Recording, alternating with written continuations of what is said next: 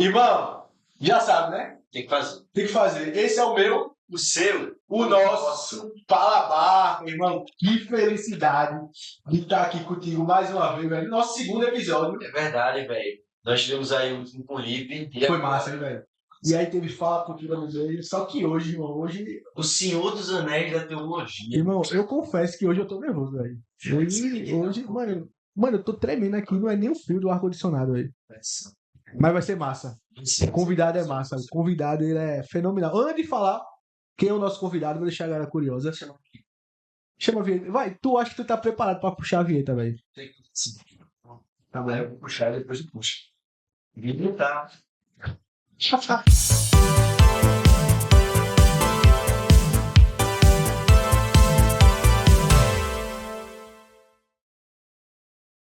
Véi, hoje a gente tá aqui com o nosso queridíssimo Pastor Massal, velho. Salva de palmas aí.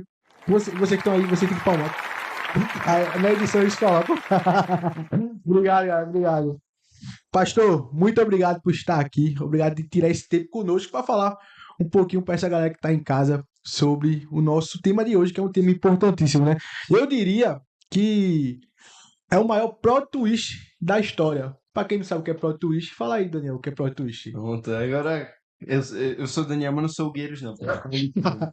Mas, basicamente, você pode achar que eu tô aqui pra falar. Mas se eu ficar mudo o tempo inteiro, isso foi um plot twist.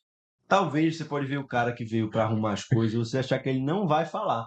Mas aí ele fala. Então, é você ser surpreendido, basicamente, né, amigo Muro? É exatamente. E hoje a gente vai conversar sobre talvez não, tenho certeza, o maior plot twist da história. Esse é o mais importante. Aquele que morreu, mas ressuscitou. A gente vai falar hoje sobre um pouquinho de como a ressurreição de Jesus impacta em nossa vida. Para ser até um pouco assim direto, cara, a ressurreição é real. Então, como ela impacta em nossa vida? Então, pastor, tá com o seu, a primeira pergunta é essa.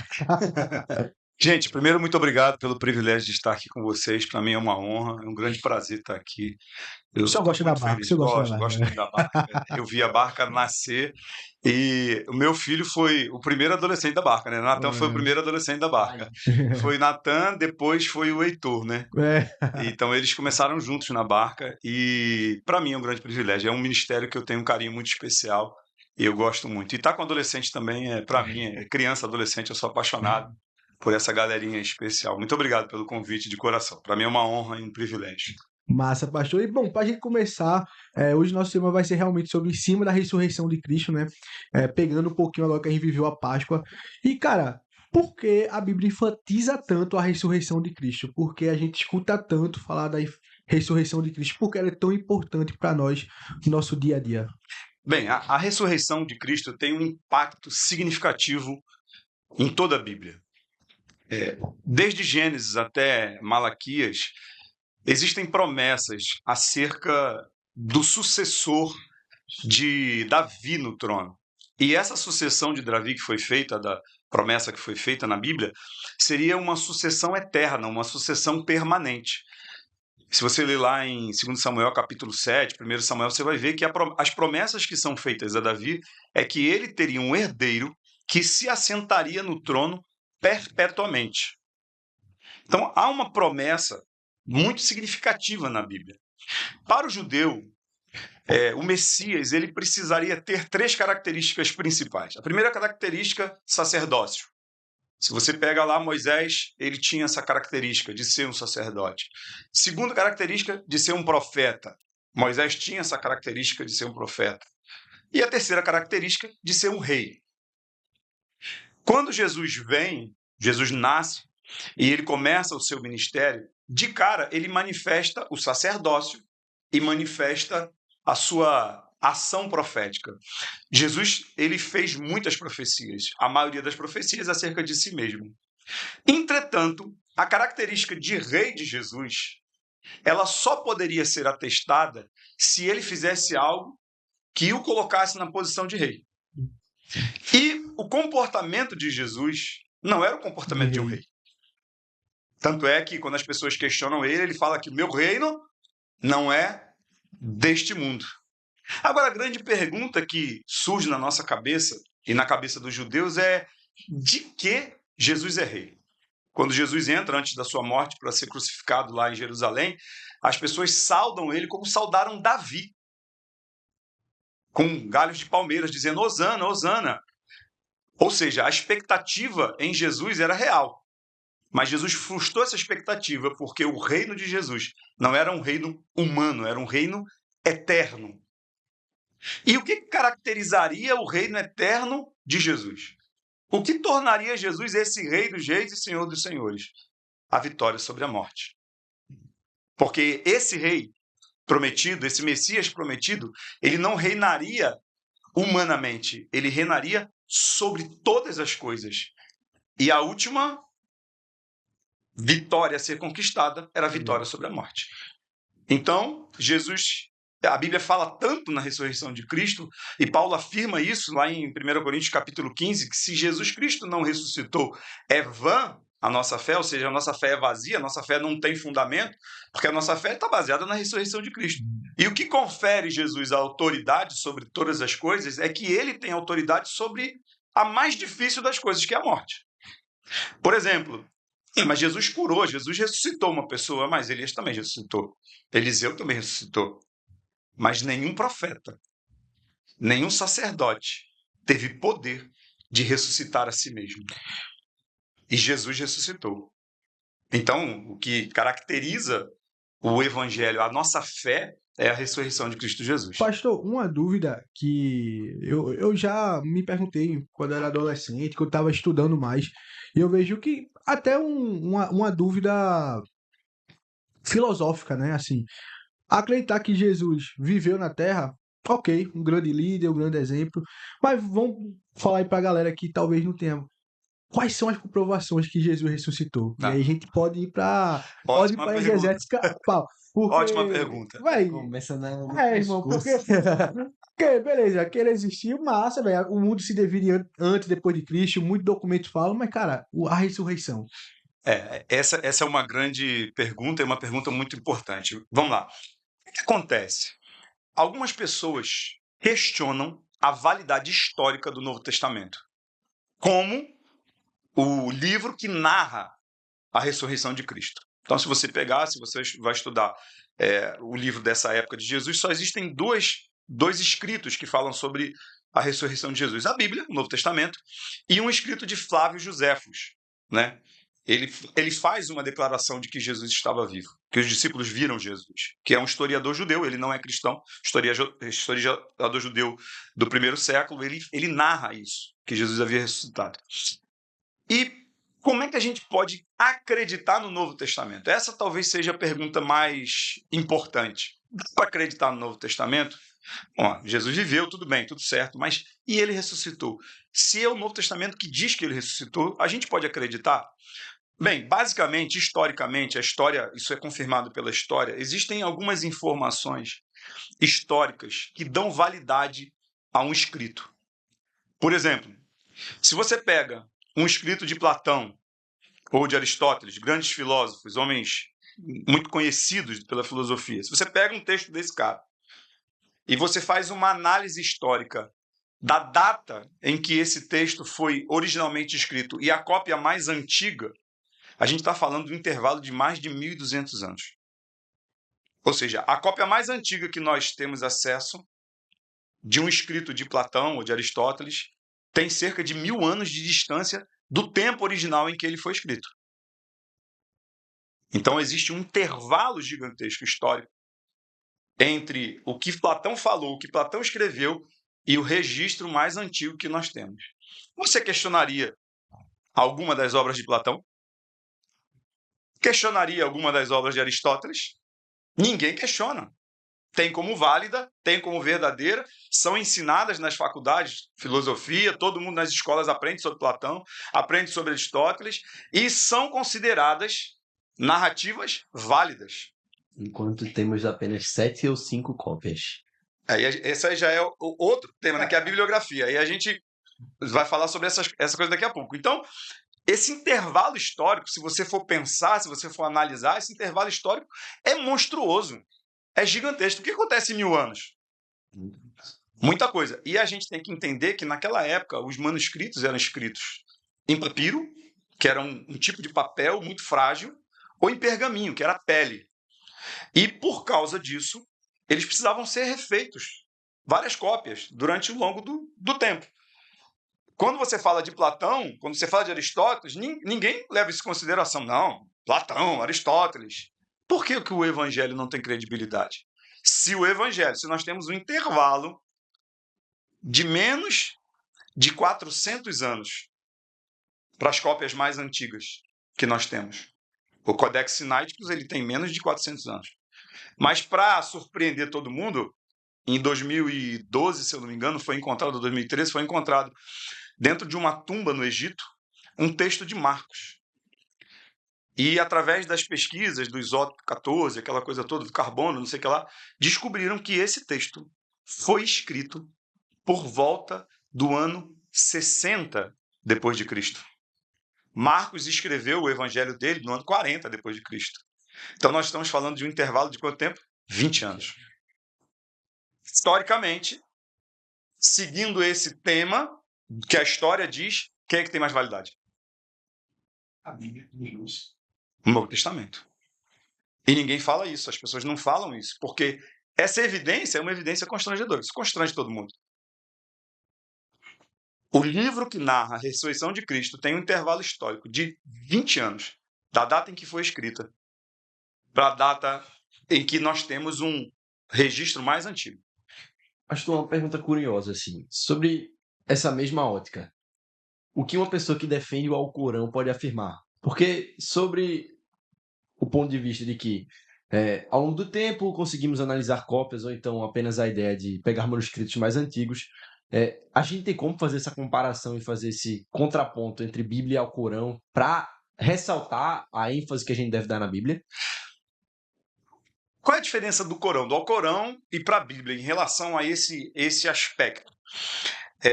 O Alcorão é um livro sagrado para os muçulmanos. Então, os muçulmanos eles reverenciam o livro sagrado deles e, sob a perspectiva histórica do que foi escrito, está lá. Porque ele é muito mais novo do que Sim. o Novo Testamento. É muito mais recente do Novo Testamento. Então, assim, essa época era mais fácil você manter os registros. O grande desafio era antes, né? Foi antes. Então, historicamente, não se questiona o que tem no Alcorão. Ninguém questiona o que tem no Alcorão. Todo mundo aceita, mas questiona o que está na Bíblia. E não consideram o tempo e os dados históricos do documento que foi escrito. Mas com relação ao Alcorão, o que acontece? Entre Bíblia e o Alcorão, não sei se você já leu o Alcorão, eu já li algumas vezes já, e a narrativa que existe no Alcorão é uma narrativa que conta uma história, que revela uma crença de acordo com o que os muçulmanos acreditam. A Bíblia revela a história de Deus se revelando para a humanidade de Gênesis e Apocalipse. E no Novo Testamento, o ápice da revelação, Paulo vai dizer em Colossenses, que Jesus ele é a imagem do Deus invisível. A plena revelação de Deus está em Jesus. Deus se revela de Gênesis a Malaquias e o Novo Testamento personifica a revelação de Deus. Toda promessa que é feita de Gênesis a Malaquias se cumpre em Jesus. Jesus personifica essa narrativa de Deus. Eu não sei se eu respondi a tua pergunta, não sei se ficou dúvida. Era isso que você estava querendo saber. Sim. Então, assim, são narrativas diferentes que não se comunicam. Embora o Corão cite Abraão, cite Sara, cite Jesus, o Corão cita Jesus também, não são leituras compatíveis, são leituras diferentes. Perfeito. Entendeu? Pastor, e aí a gente entende que a ressurreição ela é verídica, porque os livros, a Bíblia em si, como o senhor falou, a bibliografia, ela comprova isso. A gente tem documento de 20 anos. E a gente também tem o caso da mulher, né? Eu já escutei da galera falando muito que Jesus se mostra primeiro para as mulheres, porque as mulheres tinham... não tinham credibilidade histórica para falar, não falavam em público. Mas antes de você falar nisso, deixa eu tocar num assunto aqui que é importante, o Daniel tocou aqui, e é importante. Além da questão da data dos registros mais antigos, nós temos uma outra questão da bibliografia, que é a quantidade de escritos que se tem acerca de um determinado, a quantidade de cópias que se tem acerca de um determinado escrito. Isso dá para você verificar se a escrita ela é autêntica. Se a escrita, se o que está no texto é autêntico. O que acontece? Platão e Aristóteles, você tem 2 e 7 cópias apenas dos documentos originais dele, no mundo inteiro. O Evangelho, mais de 1000, mais de muitas cópias. E o mais interessante, todas as cópias são iguais. Um milagre que aconteceu foi quando, na década de 50, se não me engano, na década de 60, eu não estou lembrando agora, encontraram os manuscritos do Mar Morto. Qual foi a grande surpresa? Entraram numa caverna lá, uns pastores estavam numa caverna lá perto do Mar Morto, em Qumran, e lá eles encontraram vasos de barro. Quebraram um desses vasos e dentro desses vasos haviam vários rolos. Nesses rolos haviam vários escritos. Textos antigos da Bíblia, do Antigo Testamento, textos do Novo Testamento. O que foi fascinante? Fascinante foi que a similaridade dos textos que foram encontrados lá no Mar Morto com os textos que nós temos era impressionante. Incorruptibilidade. A Bíblia diz que Deus zela pela sua palavra. Então, durante a história, durante os séculos, Deus zelou pela sua palavra. A palavra de Deus foi preservada. Por quê? Porque Deus se revela através dela. Mas voltando à sua pergunta, né? A sua pergunta. Quando Jesus se revela às mulheres, se as mulheres não tinham credibilidade, se a fala das mulheres não era algo crível naquela época, por que Jesus se revela para as mulheres? E por que a Bíblia coloca isso? Se a Bíblia fosse um livro manipulado, se o Novo Testamento fosse manipulado historicamente, não ia estar isso. Pelo menos inventa mentira direito, né? Vamos fazer um negócio para todo mundo acreditar? E Deus não tem essa preocupação. Tanto que não tem essa preocupação que a Bíblia é o único livro que aponta o pecado dos seus personagens. Davi é denunciado, Abraão é denunciado, Saul é denunciado, Salomão é denunciado, Elias é denunciado. Inclusive, os homens mais relevantes da Bíblia são denunciados pelo seu pecado. Pedro é denunciado, Paulo é denunciado. Então, assim, todos os apóstolos, porque a Bíblia diz que quando Jesus foi ferido, os apóstolos fugiram. Todo mundo se escondeu. Então, assim, a Bíblia não omite esses erros. Se fosse um livro manipulado, se a narrativa fosse manipulada, para que contar os erros dos heróis? Mas a Bíblia mostra tudo o que aconteceu. Tudo que a gente precisa saber está na Bíblia, revela na Bíblia. Então, quando a narrativa ela encontra com essas pessoas, e essas pessoas são descritas na narrativa, asseguram o caráter verídico da palavra. Porque se fosse uma narrativa montada, para que colocar um fato que seria questionável? Não vamos colocar, vamos tirar esse negócio daí. E não foi a realidade que aconteceu. E além disso, algo impressionante que as pessoas às vezes não se lembram é que dizer que Jesus estava vivo era crime. Crime punido com a morte. Os discípulos morreram por causa disso. Perderam a vida porque pregaram Jesus ressuscitado. O testemunho de Flávio Josefo diz que, olha, os discípulos pregam esse Jesus que ressuscitou, que andou com eles, que esteve com eles. E todos eles morreram porque pregaram isso. Paulo morreu porque pregou isso. Ele foi decapitado porque pregou esse Jesus que ele teve um encontro pessoal. Paulo, lá em 1 Coríntios, é algo muito interessante que as pessoas às vezes não percebem. Quando Paulo vai instruir a ceia, você pega lá o texto de 1 Coríntios, capítulo 11, Paulo está instruindo a ceia. O que Paulo diz no começo do texto? Porque eu recebi do Senhor o que também vos ensinei. Peraí, calma aí.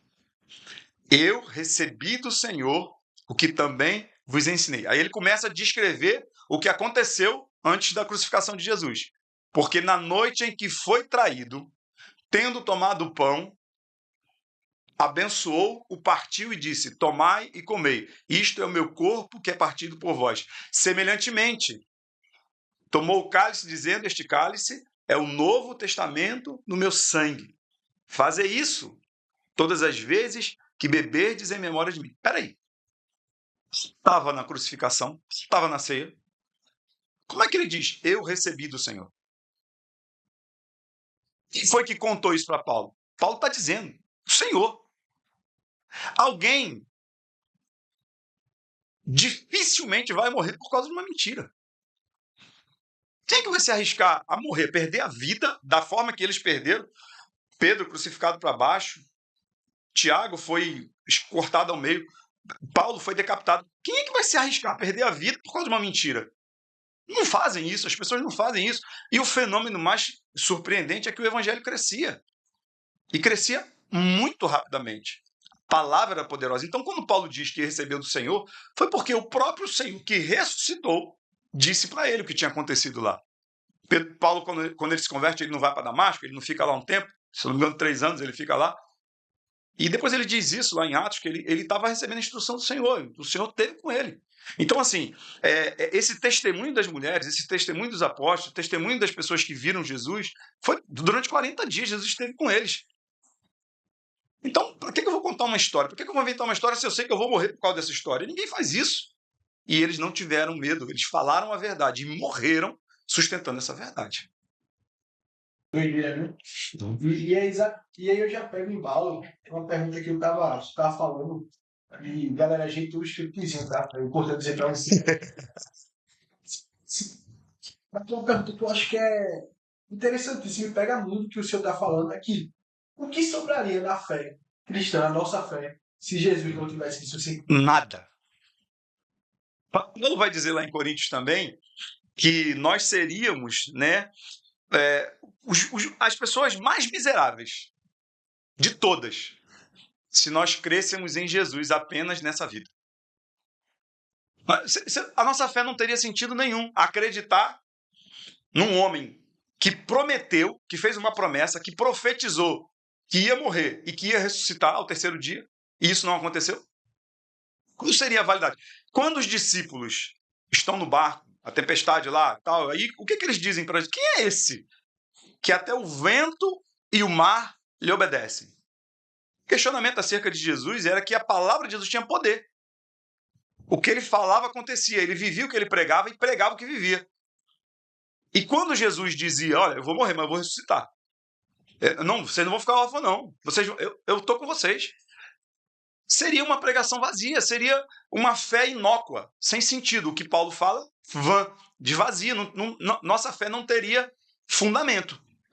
Seria uma fé em algo, em mais um mito, como existe muita coisa por aí, em fábula. Mas Jesus não. Jesus, ele provou. Por que Jesus não desce da cruz quando os discípulos, os soldados falam, se tu és o Cristo, salva-te a ti e resolve esse problema aí. Tinha uma profecia a se cumprir. E ele fez o que ninguém tinha feito. Ele ressuscitou dos mortos. A Bíblia diz que as ânsias da morte não puderam detê-lo. Os laços da morte não puderam prendê-lo. Aí Paulo vai dizer, onde está, ó morte, a tua vitória? Onde está? Cadê a vitória da morte? Então, se ele venceu a morte, nós podemos vencer. Nada faria sentido na nossa vida se Jesus não tivesse ressuscitado. Os 3 maiores acontecimentos do cristianismo na história do mundo: o nascimento de Jesus, a morte de Jesus e a ressurreição de Jesus. Como crer em alguém que diz, aquele que crê em mim, ainda que esteja morto, viverá. E aquele que vive e crê em mim, não morrerá. Jesus falou isso para quem? Para Marta e para Maria, irmã de Lázaro, quando Lázaro estava morto. E aí Maria falou assim, não, eu sei, Jesus, no último dia a gente vai ressuscitar. Aí Jesus está dizendo, não, minha filha, eu tenho poder sobre a morte agora. E ele prova que tem poder sobre a morte quando ele grita, Lázaro, e Lázaro sai para fora. Então, o poder de Jesus sobre a morte é o que nos dá a garantia de que ele é quem ele diz que ele é. Rei dos reis e Senhor dos senhores. Que Senhor dos senhores seria Senhor dos senhores se não tivesse senhorio sobre a morte e sobre a vida? Quando questionam a Jesus, os discípulos questionam a Jesus sobre os mortos, e Jesus diz assim, Deus não é Deus de mortos, porque para ele vivem todos. A vida não está no controle do homem, a vida está no controle de Deus. Deus tem o controle sobre a vida.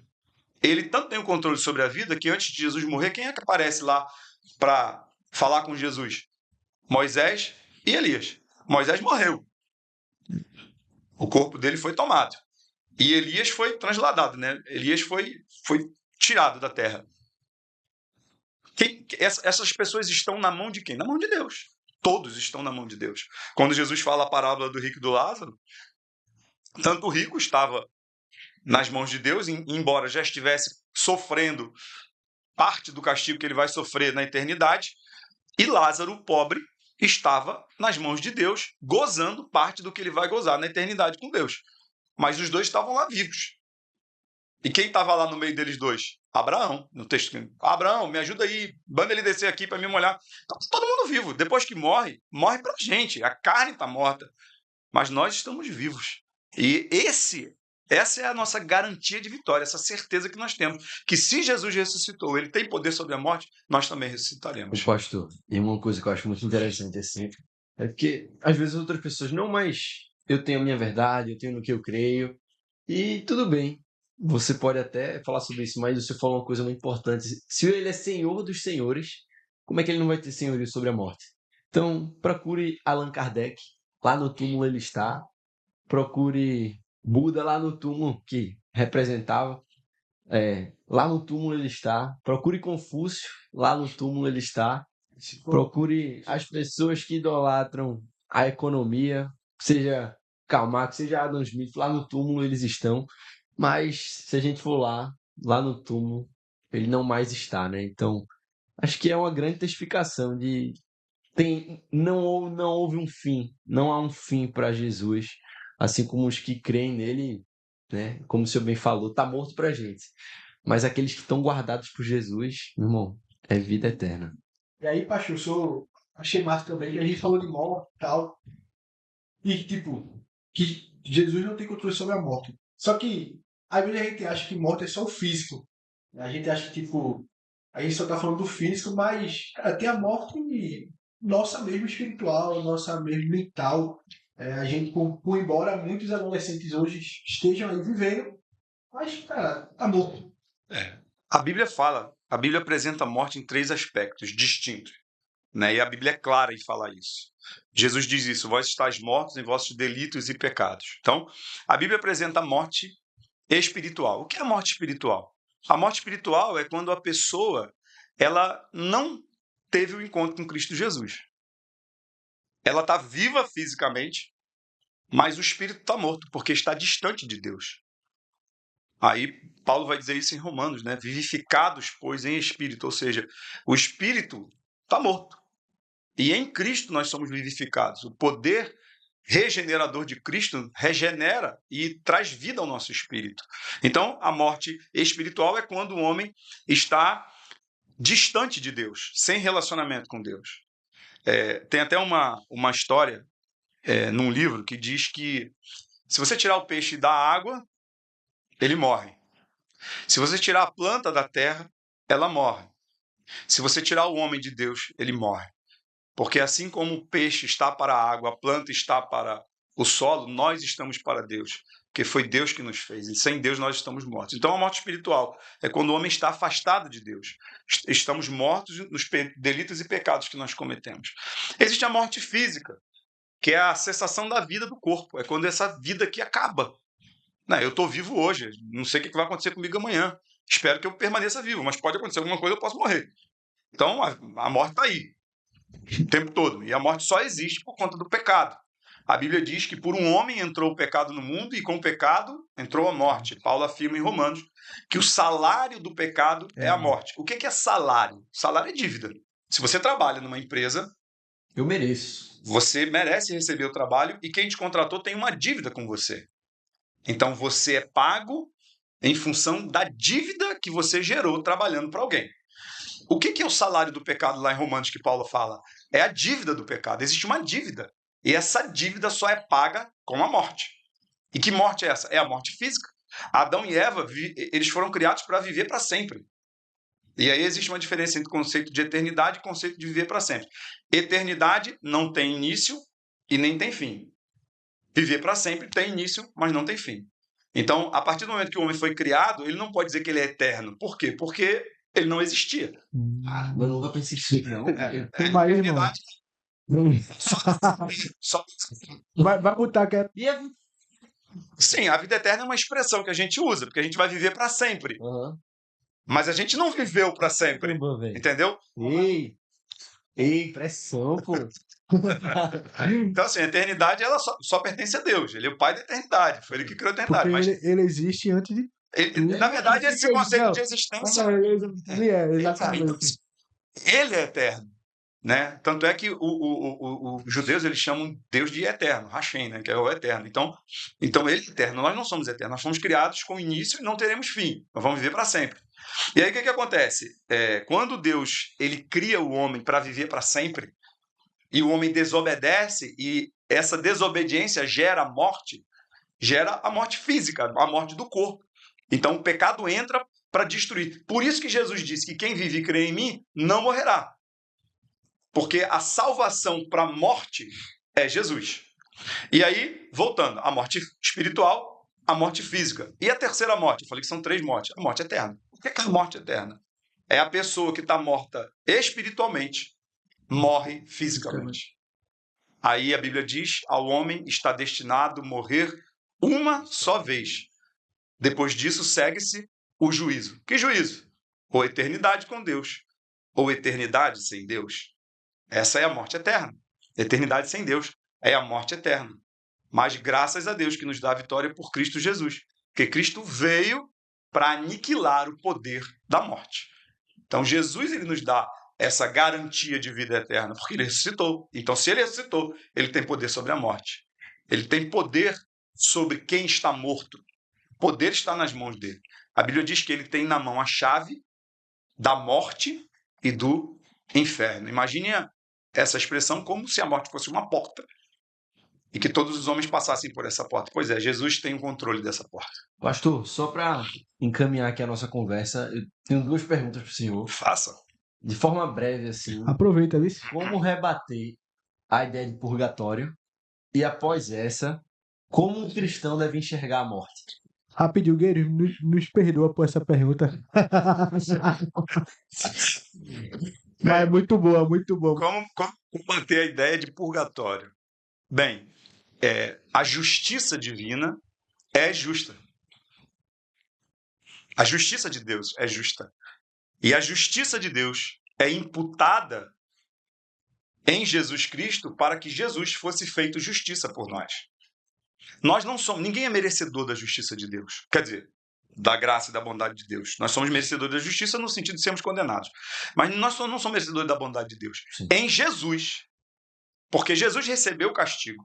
Lá em Isaías diz, 53, que Jesus ele recebeu o castigo que nos traz paz. Que paz é essa? Paz com Deus. Né? Quando nós pecamos, nós somos inimigos de Deus. O castigo que traz a paz estava sobre Jesus. Ou seja, Jesus foi castigado. Jesus recebeu a ira de Deus. Jesus recebeu a recompensa do salário, a recompensa do pecado. O salário do pecado, Jesus recebeu, que foi a morte. E Jesus não apenas foi morto, Jesus foi sacrificado. A morte de Jesus não foi uma morte comum, foi um sacrifício. O sangue de Jesus, que é o que purifica a gente dos nossos pecados, que lá em Deuteronômio e Êxodo diz que sem derramamento de sangue não há expiação de pecado. E o sangue de Jesus puro, perfeito, foi expiado pelos nossos pecados. Ou seja, se Jesus foi feito justiça de Deus para salvar a humanidade, qual seria então o critério para salvar no purgatório? O que salvaria o homem no purgatório? Qual seria? Minha avó é católica. Ela acredita que tem que ficar orando pela galera que tá no purgatório, mas eu não entendo muito bem. Não. Vamos lá. Rapidinho, tem uma série que é The Good Place, Eu tô ligado. que é um bom lugar. Sim. E aí é uma série bem tranquila. Tranquila. Não, veja, não é uma série assim, com os conteúdos, não. Isso sim. É que teologicamente diverge do que a gente acredita. Muito. Mas o que é que acontece nessa série? Eles vão pra um bom lugar, onde eles vão passar a eternidade. E aí, o cara lá quer fazer uma forma diferente, nem da pessoa ir pro céu e nem da pessoa ir pro inferno. Ficar ali no meio, Intermediário. intermediário. Com as obras ela sobe, senão ela Exato, vai como se fosse um novo teste, Isso. né? Então, isso essa parte do purgatório, que não é um purgatório realmente, é como se fosse uma nova chance pós-vida da pessoa fazer ali e ganhar notas. Ó, tu ganhou notas aqui, tu vai, tu Bem, perdeu. Existem vários textos, mas eu acho que o texto mais emblemático que fala sobre isso é a parábola do rico e do Lázaro, que eu já citei aqui ela antes. Quando Lázaro está no seio de Abraão, que é o paraíso, né? E o o rico está no Hades, que não é o inferno ainda, o inferno está vazio, não tem ninguém no inferno ainda, e ele está vendo o que está acontecendo, ele pede a Abraão, faz o seguinte, deixa eu ir para aí. Aí fala, dá não, meu filho. Não dá. Morreu, não tem mais como. Então faz o seguinte, pede para ele vir aqui me dar uma refrigerada, que eu tô sofrendo aqui, eu tô precisando de água. Aí ele fala assim, não tem como. Há um abismo entre nós, de forma que os que estão aqui não podem passar para aí, e os que estão aí não podem passar para cá. Aí ele já apela, ele fala assim, então deixa eu voltar lá para avisar minha família, porque senão vai vir todo mundo para cá. Aí fala, não tem como não, morreu, não tem como voltar lá não. Aí ele diz assim, então manda alguém lá falar com eles, por favor. Aí eles têm a lei e os profetas que os ouçam. Ou seja, escolhas, decisões, caminhos, a gente só escolhe enquanto estamos vivos. Quando Jesus... assim, eu acho fantástico o que Jesus faz, porque Jesus deixa claro o que acontece. Quando Jesus está na cruz do Calvário, tem 2 malfeitores do lado dele. Algumas Bíblias traduzem como ladrão. Mas a palavra malfeitor é algo pior do que um ladrão. É um cara mau, ruim. Então a Bíblia diz que eram 2 malfeitores. Então, possivelmente, alguém não seria condenado apenas por roubar alguma coisa. A condenação para a morte era algo muito pior. Os 2 estavam, no início do texto, os 2 estão zombando. Depois um cai em si e começa a ver que, opa, tem uma coisa errada aqui. Recalculando rota. Recalculou a rota ali no meio do caminho, olhou pro cara e falou, meu irmão, a gente tá aqui porque a gente fez muita... A gente errou, cara, a gente é malfeitor. Jesus está do meu lado. Jesus, lembra de mim quando entrares no teu reino. Então ele reconheceu que Jesus era Senhor, que Jesus era rei e que Jesus tinha autoridade. Aí ele, o que Jesus diz para ele? Ainda hoje. Beleza. Se o purgatório existisse, o cara foi malfeitor a vida inteira. No último momento da vida dele, tu acha que Jesus ia mandar ele pro céu? Ele fala assim, não, tu não merece ir pro céu direto, não. Faz o seguinte, vai pro purgatório, tu vai sofrer um pouco lá, depois eu vou pensar no teu caso. Morreu, segue-se o juízo. Nesse momento, ele foi justo, aquele homem. Você daria uma oportunidade para um homem desse? Tu daria? Nem eu. Eu não daria, não. O cara pintou a vida inteira, na hora da morte ele quer mudar. Não, meu, tu vai arder no fogo do inferno. Não vai pro céu, não. Tu vai ninar nos braços de Satanás. É que comigo tu não vai, não. No mínimo, esse cara deveria, no mínimo, Jesus é bom, no mínimo ele iria para onde? Pô, vai, fica aí expiando teus pecados. Mas não, Jesus disse, ainda hoje estarás comigo no paraíso. Ou seja, Jesus garante para ele que ele foi salvo. Então, assim, eu sei que essa ideia é uma ideia muito mais humanista do que teológica. A gente não sabe se a pessoa foi salva, se não foi, ou às vezes a pessoa não foi uma pessoa boa, mas é parente da gente, a gente ama. A gente, de alguma forma, quer, mas pelos vivos, só quando estamos vivos. Então, morreu, segue-se o juízo. Cara, e o senhor falando assim, traz até uma perspectiva que a gente tem que entender, né? Cara, a gente só pode fazer enquanto a gente tá vivo. O que a gente tem que fazer para gastar nossa vida para Jesus, se arrepender dos nossos pecados, cara, buscar a leitura da Bíblia, buscar fazer devocional, oração, recusar fazer fofoca na escola, filar. Cara, é agora. O grande problema que as pessoas não entendem, e eu acho que até foi um religioso aí que falou isso aí, que as pessoas vivem como se nunca fossem morrer e morrem como se nunca tivessem vivido. Esse é o grande problema. Todo mundo esquece que um dia vai morrer. Emendando a pergunta que você fez anteriormente, como um cristão deve pensar na morte? O tempo todo. Até porque nós já estamos mortos. Estamos mortos com Cristo. Paulo vai dizer isso, já não vivo mais eu já morri há muito tempo, não sou eu mais, é Jesus que está vivendo aqui na minha vida. A vida que eu vivo na carne, vivo na fé do Filho de Deus, ou seja, eu não vivo mais, Jesus é que vive em mim. Por isso que Paulo diz, você olhem para mim, me imitem, porque eu também sou imitador de Cristo. Quando Paulo fala assim para olharem para ele ser exemplo, não é porque ele era perfeito, é porque ele estava imitando alguém que era perfeito. Então, como é que a gente vive em relação à morte? A gente vive com a certeza de que em Cristo estamos mortos. O Marçal já morreu na cruz há muito tempo. O Marçal ficou lá atrás há muito tempo. E hoje é Jesus. O vaso é de barro. O vaso frágil, mas a excelência não está no vaso, não. A excelência está em quem está dentro do vaso. O tesouro é o Espírito Santo que habita em nós. Temos por excelente esse tesouro que habita em vasos de barro. Ou seja, a excelência não sou eu, não é você, não é? A excelência é o tesouro que está dentro da gente. Então, a gente não vive mais para a gente vive para Jesus. E vivendo para Jesus, a gente sabe que a nossa vida está segura. Quer vivamos, quer morramos, façamos tudo para a glória de Deus. Então, a nossa vida está segura nas mãos de Deus. Pensa no Coliseu. Vocês conhecem a história do Coliseu? Os mártires. As pessoas eram devoradas. Não, quando soltava um leão, cara. O leão despedaçava a pessoa. Eu gosto muito de cachorro. Eu tenho um cachorro gigantesco, Não, né? paçoca... Farofa. Farofa, desculpa. Ele me morde, cara, brincando. E meu irmão machuca, cara. Qual a raça dele? Cane corso. Mano, Natan mostrou uma vez. Meu amigo é gigante, pô. Pois é. Vai Aí, uma foto aí, produção. É, fica com a missão. farofa, vou mandar a foto, farofa. Sim, eu fico brincando com ele, cara. Ele me derruba com facilidade. E ele só tem 67 quilos. Ele me derruba com uma facilidade, caramba. Agora tu imagina um leão, cara. Tu imagina um leão, um tigre, mordendo você, cara. Por que essas pessoas não... É muito fácil, era só negar Jesus. As pessoas dobravam o joelho, cara, e morriam. Bicho comendo a cabeça dela e ela cantando, adorando a Deus, orando. A gente era cozinhado vivo lá. Fritava a pessoa viva, fritava. Você botava uma bacia de óleo fervendo, jogava a pessoa dentro. Tacava fogo nas pessoas. Por que as pessoas não negavam a fé? Porque elas sabiam que a morte não era nada. Paulo vai dizer assim, porque a nossa leve e momentânea tribulação produz para nós um peso muito excelente de glória eterna em Cristo Jesus. Mesmo o que a gente passa aqui, o que a gente sofre, seja morte, seja que for, e eu acho que a vida no Brasil é muito boa, porque ninguém não precisa sofrer por causa do evangelho, a gente pode pregar na rua, a gente pode ser crente a hora que a gente quiser. Síria agora, os irmãos estão sendo degolados lá porque são crentes. Na Coreia do Norte. Tem gente morrendo aí por causa do evangelho. A gente vive uma vida muito boa. E essas pessoas não negam a fé. A gente não.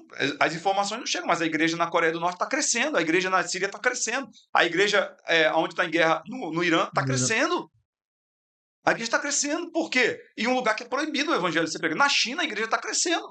Agora proibido. Agora todos os cultos Escondido. são escondidos, e quando a Bíblia agora é a Bíblia do Estado. O Estado é que vai dizer que está na Bíblia. Se você vai pregar, a tua pregação tem que ser de acordo com o que o Estado diz que é para pregar. Nas igrejas que ainda tem, que ainda são igrejas lá abertas, proibiram vender Bíblia nos sites lá. No site é proibido vender Bíblia, não pode mais vender Bíblia. Por quê? Porque a única Bíblia que sai é a Bíblia do Estado, que é uma Bíblia completamente deturpada.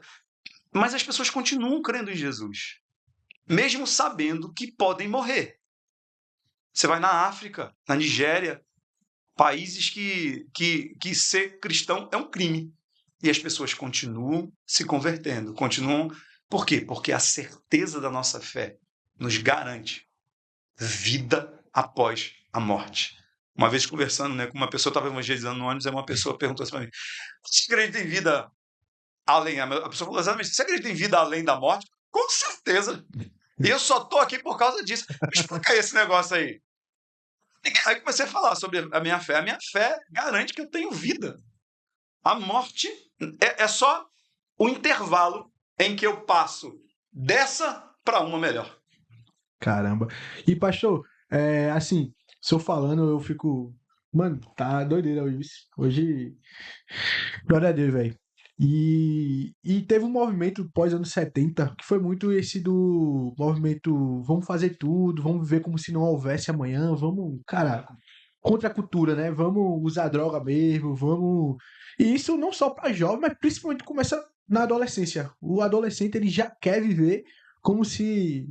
tá tudo bem, amanhã pouco importa, meus pais vão continuar pagando minha comida, depois eu estudo pro Enem, depois eu ainda tenho tempo de conhecer esse a Cristo, né? Mas, cara, como o senhor falou, a vida... Ninguém sabe do dia de amanhã, né? Ninguém sabe. Não foi isso que Jesus falou do jovem rico? Na parábola do jovem rico? Ele tinha um cara rico e ele tinha muito dinheiro. E aí ele falou assim, não, o que eu vou fazer agora? Eu já tenho muito dinheiro. Falei, vou derrubar todos esses celeiros que eu tenho, vou construir celeiros ainda maiores. Aí ele foi, derrubou, construiu celeiros ainda maiores. Encheu esses celeiros de bens, de alimento, de coisa lá, e disse: bom, agora eu já tenho o que a minha alma quis, eu vou sentar, vou descansar e vou ficar olhando aqui essa maravilha toda que eu consegui conquistar. E o que Jesus diz? Louco, essa noite te pedirão a tua alma, o que tens preparado e para quem será. O grande problema é que as pessoas acham que essa vida, é o que Paulo está dizendo em Coríntios, que essa vida aqui se resume na vida que existe. Eu costumo falar isso em algumas pregações. Existe um filme muito interessante, A Lista de Schindler. Bom filme, tá? É um filme muito Bom bom, eu filme. recomendo todos assistirem esse filme. No final do filme, o Schindler, eu não vou dar o spoiler, mas o Schindler é uma pessoa. Então, no final do filme, esse cara, ele olha para tudo que tinha acontecido e tudo que estava acontecendo naquele momento e diz assim: eu poderia ter feito mais. O grande problema, eu acho que acontece com os adolescentes, com os jovens, é que eles não acreditam no amanhã. Eles só acreditam no hoje. E realmente, se você for parar para pensar, a gente só tem o hoje. E aí, só tendo hoje, ele quer fazer o quê? Ganhar a sua vida. E aí o que Jesus diz? Quem quiser ganhar a sua vida, perdê-la. E quem, por amor de mim, perder a sua vida, ganhá-la. Bem, graças a Deus, eu nasci num lar cristão, né? Tive uma experiência com Cristo bem novo na minha adolescência, e sempre trabalhei para Jesus na igreja, e eu não me arrependo de ter servido a Deus. Não me arrependo de ter dedicado a minha vida a Deus. Eu estava até conversando com um irmão aqui da igreja um dia desse, eu falei assim, cara, eu sempre fui baratinho de igreja, eu sempre estava na igreja, desde garoto. Eu saí da escola, às vezes quando não tinha que estudar e tal, eu ia para a igreja, ficava ajudando a limpar a igreja lá, o zelador da igreja ficava feliz da vida quando eu chegava lá, né?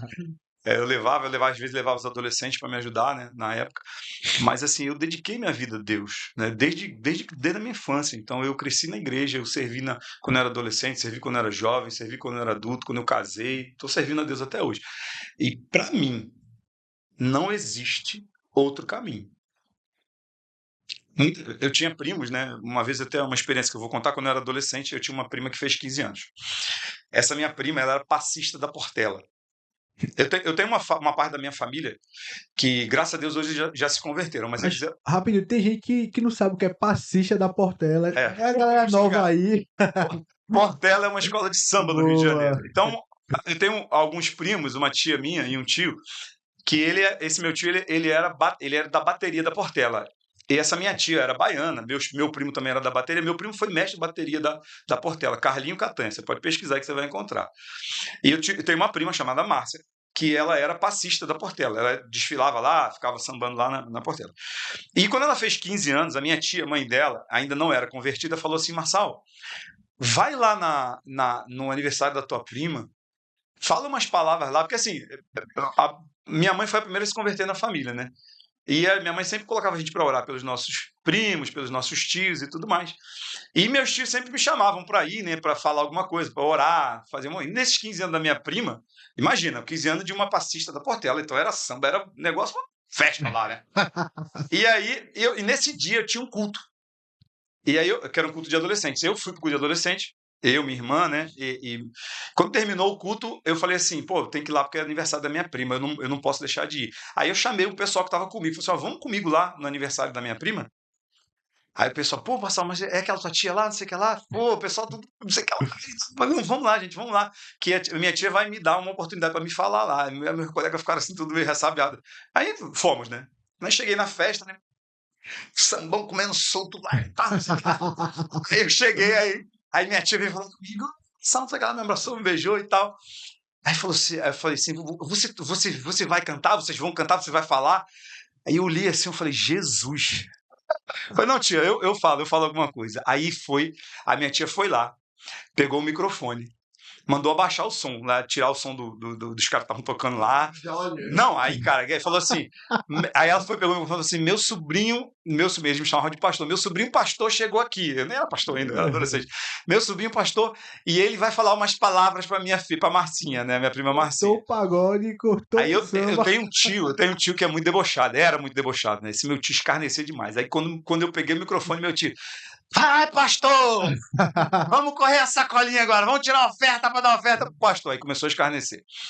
Aí eu fui e falei algumas palavras, né? E aí eu tinha levado uns adolescentes comigo da igreja, né? Eu, minha irmã, né? E uns amigos da igreja. Aí a gente começou a cantar aquela música Como Agradecer. Como agradecer pelo bem que tens feito a mim, que vem demonstrar. Bem, aí a gente começou. Meu irmão, como é que cantou, cara? Meu irmão, a festa mudou, cara. Cara, Mudou a festa. Mudou a festa. E foi uma benção. Eu terminei de cantar e tal. Aí fiquei lá, e meu tio continuou zombando lá de mim, não sei o que lá. Só para encurtar a história.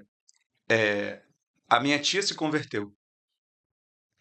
A minha prima se converteu, ela é casada com um pastor hoje, lá no Rio de Janeiro. A Márcia. Márcia, um abraço para você. Alfredo é o esposo dela. Ela é casada com um pastor. O meu primo, que era mestre de bateria da Portela, se converteu. O pai dele, Catanha, se converteu. Caramba. A família toda se converteu para a glória de Deus. E esse meu tio que ficava me escarnecendo, ficava me zoando, hoje ele é diácono da Casa do Senhor, e ele hoje ele tem um centro de recuperação de drogados, esse meu tio. Então, para o mundo, naquela época, eu estava perdendo a minha vida. Mas, na verdade, eu estava ganhando em Cristo Jesus. Então, se você está me ouvindo e está entendendo o que eu estou falando, deixa eu falar uma coisa especial para você. Entrega sua vida a Jesus. O que você faz para Jesus não é só para essa terra, não é só para esse tempo. Repercute na eternidade. O que a gente planta aqui, o que a gente faz aqui para Jesus, a gente colhe na eternidade. E vale a pena servir a Jesus, vale a pena trabalhar para Jesus. Cara, Não tenho nada não pra acrescentar, velho. meu irmão, gente, ó, quem tá falando é eu e Daniel Miranda, não, viu? É Marçal, viu? Sabe? Pastor, a gente, cara, de verdade, obrigado. Obrigado, assim. O tempo já tá se acabando, mas eu queria até ter palavras pra gente continuar. Ter mais alguma pergunta, mas eu acho que, de verdade, acho que encerramos bem. Eu acho que. Só pra fechar com chave de ouro e a gente se despedir de quem está nos assistindo. De forma bem breve, quebrando o roteiro, pastor, você poderia fazer uma oração pra gente concluir aqui esse episódio? Claro, com certeza, sem dúvida nenhuma. Mas antes de concluir, eu quero. Antes de orar para concluir, eu queria agradecer vocês e dizer para vocês que vocês não parem, continuem servindo a Deus, continuem se dedicando. Eu sei que nem sempre é fácil, nem sempre é tranquilo servir a Deus, existem muitos obstáculos, existem muitas lutas, às vezes lutas internas e às vezes lutas externas, né? Às vezes problemas internos, às vezes problemas externos. Mas eu garanto a vocês, eu já tenho uma idade, acho que a idade de ser pai de vocês todos aí, e da galera que está escutando, está acompanhando o podcast, mas vale muito a pena servir a Deus, vale a pena continuar. Paulo vai dizer que um dia, quando ele decidiu entregar a vida dele para Jesus, ele agora só está olhando para cima. Então, assim, ele diz lá em Filipenses, as coisas que ficaram para trás. Eu prossigo para o alvo, pelo prêmio da soberana vocação de Deus em Cristo Jesus. Prosseguir é continuar seguindo, apesar de todas as dificuldades. Então, continue seguindo. Continue seguindo Jesus. Olhando para Jesus. Eu sei que às vezes vai ser difícil, mas olhe para Jesus. Eu sei que às vezes vai ser complicado, mas olhe para Jesus, porque Ele é o autor e consumador da nossa fé. Amém, pastor. E também já pegando embalo, a gente, como Barca, a gente quer lhe agradecer. Não só por esse tempo agora, mas por todo esse tempo como Igreja Rio. O Senhor vem cuidar de nós indiretamente e diretamente. Lógico que a gente sabe que como pastor de uma igreja tão grande, tem uns que o senhor tem mais contato, outros não. Mas, de fato, eu, Matheus Moura, me sinto cuidado pelo senhor. Quando passa, me pergunta como eu tô, o senhor faz uma pregação ali, eu me sinto muito cuidado e obrigado por esse tempo de serviço. O senhor aí que tá. A igreja tem o quê? 11 anos? 11 anos esse E ano. o senhor tá há 11 anos. Então o senhor vem cuidado. A gente vê sua alegria também com a barca, quando tem um aviso da barca. Esse domingo do acampamento, quando a gente chegou, foi logo com o senhor. E, cara, foi uma alegria tremenda. O senhor tava ali conosco, alegre. Então, obrigado, pastor, também. Obrigado por esse tempo. Obrigado pelo seu sim, por se dedicar desde novo, sabe, ao evangelho e tá aqui conosco. Ainda, o que eu me impressiono, assim, quando eu vou escutar o senhor, pastor Cordeiro, pessoas O coração ainda A queima. paixão, velho. A paixão ainda. Parece que é um menino, talvez que esteja conhecendo, mas parece que tá ali. Apaixonado pela palavra, apaixonado por falar. Então, obrigado, pastor. Que Deus continue lhe usando, toda a sua família. E que o Senhor continue cuidando da gente. Amém, obrigado. Eu que agradeço o privilégio de estar aqui com vocês. Cara, então vamos terminar orando mesmo. Eu vou na tua. Hoje vai ser sem resenha, tá, gente? Hoje, Deus abençoe vocês. Se você quiser, a partir daqui, pausar, pausa. E se quiser continuar a escutar a oração, mas a gente vai terminar orando. Galera aí dos bastidores também. É isso, tamo junto. Curte, compartilha e manda pra Márcia o vídeo. Pai querido, louvado seja o teu nome. Engrandecido seja o teu nome hoje para todos sempre, porque tu és santo, justo e perfeito. Muito obrigado pelo privilégio de estar aqui reunido com meus irmãos. Eu te agradeço pela disponibilidade, pela vida de cada um deles. Eu oro, Senhor, para cada adolescente, para cada jovem que está ouvindo esse podcast, Senhor. Eu peço que a tua palavra, que é poderosa, continue trabalhando nesses corações e que produza frutos para a glória do teu nome. Eu peço, Senhor, que cada coração seja um coração quebrantado, aberto, e seja um terreno fértil, onde essa palavra, que é a semente, possa crescer e frutificar para a glória do teu nome. Abençoa a barca, abençoa esse ministério, abençoa essa liderança, Senhor, e continua os conduzindo para a glória do teu nome. Assim nós oramos, em nome do teu Filho Jesus. Amém.